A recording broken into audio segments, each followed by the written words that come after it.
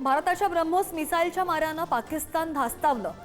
पाकिस्तान लष्कराचं मुख्यालय control room डोंगरात बोगद्यामध्ये स्थलांतरित करणार। अस्थिरतेच्या काळामध्ये सुद्धा भारतीय अर्थव्यवस्था सुसाट।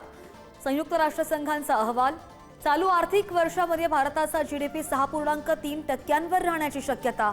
युरोपियन युनियनच्या तुलनेत भारताचा विकास दर अधिक।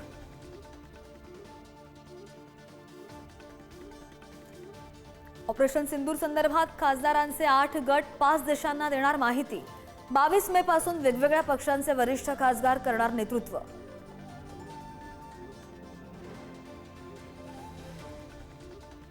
ईडीच्या अटके अगोदर मला शिंदेंचा फोन आला, मी वर बोलू का असं शिंदे मला म्हणाले। मात्र मी वर बोलायला समर्थ असल्याचं शिंदेंना सांगितलं। राऊतांचा खुलासा।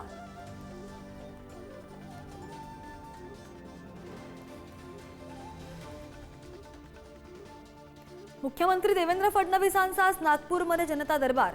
नागरिकांच्या समस्या तत्काळ सोडवण्यासाठी फडणवीसांचे प्रयत्न।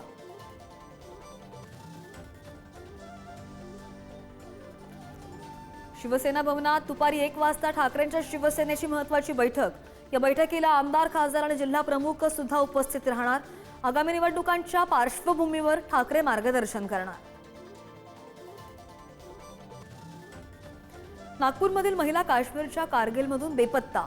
सुनीता नावाच्या महिलेनं पीओके बॉर्डर पार केल्याचा संशय।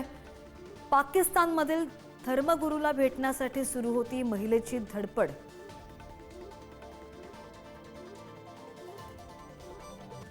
यंदा आषाढी वारीसाठी देहू संस्थान खरेदी करणार बैलजोड्या। संत तुकोबांचा पालखी रथ ओढण्यासाठी बैलजोड्यांची खरेदी। बैलजोडीचा मान इतरांना देण्याची परंपरा होणार खंडित। नाशिकमधील एफडीएच्या कारवाईमध्ये नवा ट्विस्ट। एफडी अधिकारी असल्याचं सांगत ट्रक लुटणाऱ्या तिघांना बेड्या। ट्रकची लूट करणारे निघाले एफडीएचे खबरी।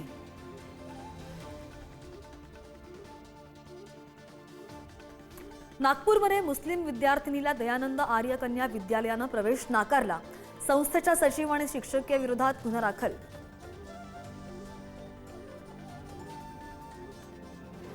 बीडमध्ये पुन्हा अपहरण करत तरुणाला बेदम मारहाण। 12 ते 13 जणांच्या टोळक्यानं तरुणाला घेरून लाठ्याकाठ्यांनी केली मारहाण। मारहाणीमध्ये तरुण गंभीर जखमी।